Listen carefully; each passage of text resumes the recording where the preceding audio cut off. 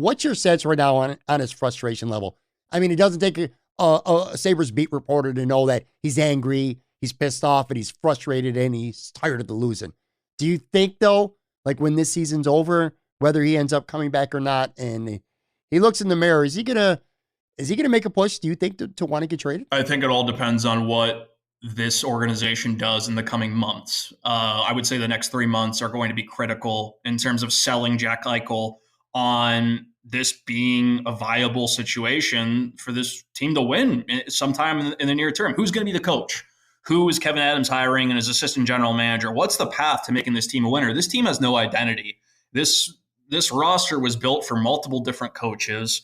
You know, you've got players who were brought in for Phil Housley. You got players who were brought in for Ralph Kruger.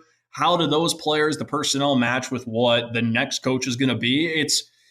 I just have a very hard time believing that Kevin Adams can honestly tell Jack Eichel, yes, we're going to be able to win next year. Or even, hey, we're going to be able to win 2 years from now. I don't see it happening with where this roster is, where the development of key players is. Rasmus Dahlin's regression that is shame on the Sabres for allowing it to get as far as it did, because that player under Phil Housley looked like a generational talent. Now, after Ralph Kruger was done with him, Rasmus Dahlin has zero confidence and looks lost, and that's a huge hit to this organization. There's not enough talent in Rochester yet.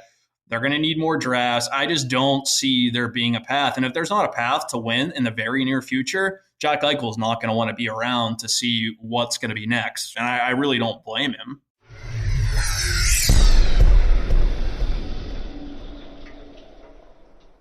Is Dahlin fixable? Because I'm thinking the same thing. He looked really good, and now he looks like, if you told me he was a 5th-round draft pick who labored in Rochester for the last 3 or 4 years and was up with this team right now because of injuries, and I didn't know any better, I'd believe you. Is he fixable right now? He's not broken. I know that a lot of people on Twitter want to keep saying that. He's not broken. It's not going to get better anytime soon, because now you have him trying to learn how to play a different system in the middle of the season, and the people teaching that system have no NHL coaching experience. Dan Girardi was a heck of a player in the National Hockey League. He's never coached before in his life, not at this level.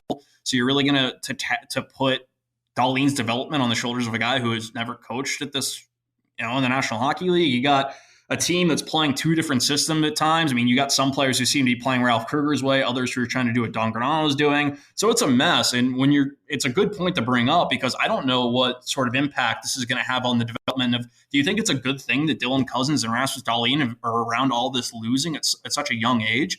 Look at what it did to Sam Reinhart and Jack Eichel. Like, that is a very difficult thing to shake. And I think that this summer, when they decide on a coaching staff, you better bring in somebody who's going to help and have a plan to have Rasmus Dahlin unleash his talents and not restrict him to the point that Ralph Kruger did, and really just sap the kid's confidence.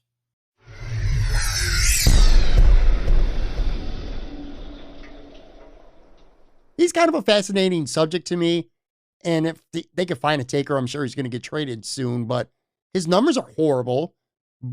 And I'm far from an analytics guy, and I know that's something you've worked hard at. His metrics look pretty good. I mean, is this a case of just a guy who's playing pretty well and he's just incredibly unlucky, or what's been the issue with him this season? Because 2 goals this year? It just doesn't seem to add up with his talent, and at times from watching just the opportunities that he seems to be getting, at least anyway. Yeah, it's very unusual.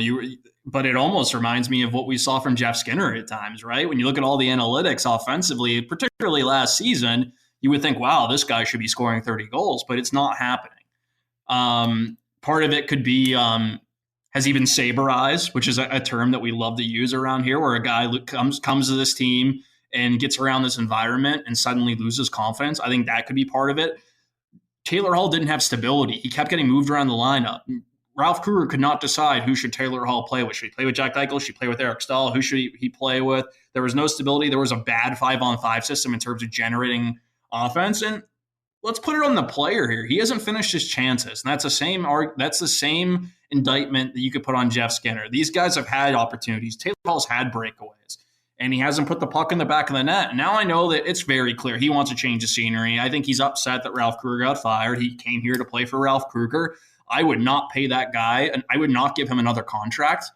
The Sabres too often have given too much money to wingers. Let's go back to Kyle Okposo. They're giving a massive contract to Jeff Skinner. You win in the National Hockey League with goaltending, strong depth down the middle in terms of centerment, and better talent on the blue line. So those are the areas of focus that Kevyn Adams needs to really drill in on this offseason and get what you can for Taylor Hall. It was a nice little chapter in his career, and people are going to look back 10 years from now and not believe that he was ever a Buffalo Sabre, but it just didn't work out in any way.